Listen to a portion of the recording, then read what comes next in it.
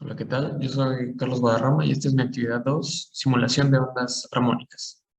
Para este código se fue requerido que se modelara el comportamiento de un flujo de agua cuando es perturbado por dos osciladores y analizar el comportamiento de las ondas. Entonces, para dicha tarea, lo primero que tenemos que hacer en nuestro código es empezar dando los parámetros de entrada, que en este caso son las medidas del tanque, largo y ancho, que yo hice un tanque cuadrado en este caso, y después de eso designar las posiciones en las que se van a encontrar dichos osciladores para la perturbación del fluido.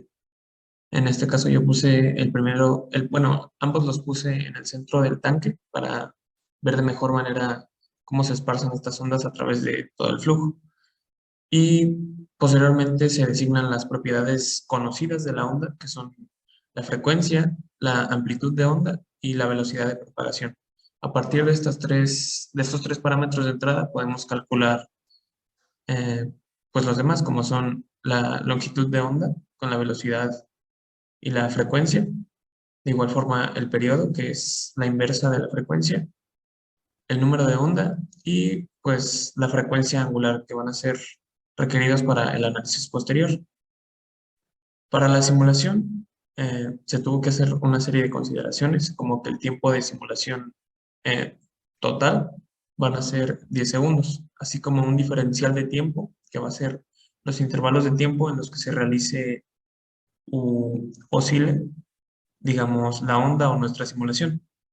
Y a partir de ambos parámetros considerados previamente, se crea un vector de tiempo que nos va a servir para el ciclado de nuestro programa, ya que el programa o el cálculo o modelado de estas ondas se va a repetir por el número de valores que tenga este vector. Entonces, este vector se crea a partir de 0 hasta el tiempo de simulación total, que son 10 segundos, y con intervalos de tiempo de alrededor de 0.05 segundos. Y bueno, para poder graficar de igual forma los osciladores es necesario representarlos como vectores, ya que eh, pues la gráfica así lo pide. Entonces, eh, aquí se representa el oscilador 1 con ambas componentes y el oscilador 2. Después, para poder ver cómo se comportan las ondas en el flujo, es necesario crear una malla. Primero se crea este diferencial que nos va a servir para hacer los intervalos entre la malla o las divisiones, las subdivisiones, y se crean los ejes de la matriz de la malla, que son X y Y, de 0 hasta la longitud total y de 0 hasta el ancho total, pues separados por estos diferenciales que son la longitud de onda entre 10. Y después con la instrucción MeshGrid se crea dicha malla, asignando los valores X y Y para ambos ejes. Y después de eso se crean los referentes de los osciladores. En este caso se utilizan tanto los valores de la malla X y Y como pues los vectores de los osciladores, que en este caso son P1 y P2, sus posiciones en X y en Y, es decir, sus componentes X y sus componentes Y. Y posteriormente ya entramos dentro de la simulación de nuestro ciclo for para la simulación de las ondas, que como ya se dijo, se va a repetir eh, el número de veces que tenga nuestro vector T creado previamente, que depende del tiempo de simulación y el intervalo previamente definido. Entonces, después, primero se crea la primera función para que va a simular el primer oscilador y pues su flujo de ondas que genere.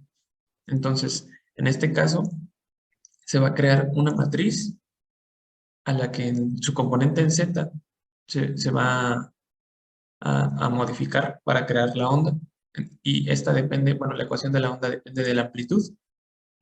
En este caso se decidió hacer una onda con forma de coseno, que va a depender del número de onda, su referente, así como la frecuencia angular.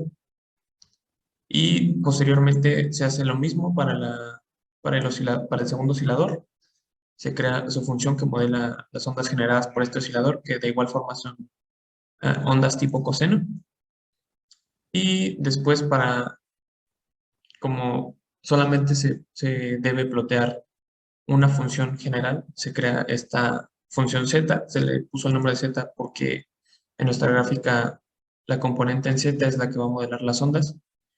Y pues esta matriz z solamente va a ser la suma de ambas funciones, la función de las primeras ondas con las segundas. Y para graficarlas, dichas ondas, se usa la instrucción solve, que primeramente va a graficar nuestra malla que ya creamos. Y, o sea, eso va a ser en los ejes X y Y, va a graficar la malla que creamos. Y su componente en Z, pues va a ser el componente de las ondas, que está designada por pues, las ecuaciones de onda que están en esta parte. Y posteriormente se le añade un título a la gráfica general y a los ejes. En este caso solamente se les puso largo y ancho pues, del estanque, solo eso representa. Y se designó optar por esa vista con estos valores para la gráfica para que se pueda ver de mejor manera la oscilación de las ondas. De igual forma se podría usar límites designados para el eje Z para que de esta forma las ondas no se vean tan pronunciadas, ya que por default MATLAB simula las ondas hasta su valor mínimo y máximo. Entonces, si lo dejamos así, las ondas se verían muy grandes. Y después se le da una pausa al ciclo for del tamaño del diferencial de tiempo previamente creado para que se pueda ver de mejor manera y más estético, pues cómo oscilan las ondas a través del fluido. Entonces, una vez que ya se tiene todo el código, solamente se da run y con la vista designada, este es el resultado que obtenemos, que aquí en los orígenes, bueno, con la oscilación de las ondas se puede ver más o menos el origen que tienen ambos osciladores y se puede ver que las ondas se esparcen hacia afuera de los osciladores, como se mostraba en los ejemplos de los videos. Y bueno, en conclusión, este fue un proyecto interesante, más para reforzar este tema que no había visto en mucho tiempo de cómo funcionan las ondas, pero además me sirvió mucho para aprender herramientas de MATLAB que no conocía, como esta herramienta de Surf, así como pues la creación de estas mallas para el modelado de ondas. Gracias.